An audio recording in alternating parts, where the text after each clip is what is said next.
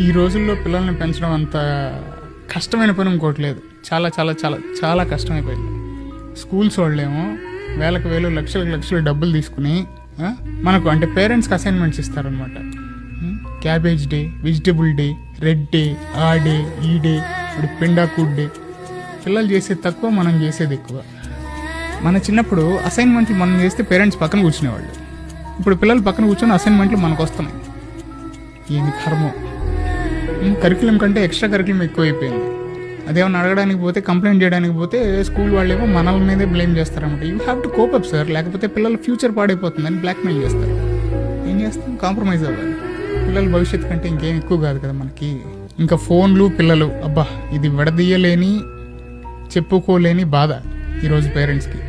ఇస్తే ఒక బాధ, ఈకపోతే ఒక బాధ. ది మోస్ట్ డేంజరస్ అడిక్షన్ ఈ రోజుల్లో.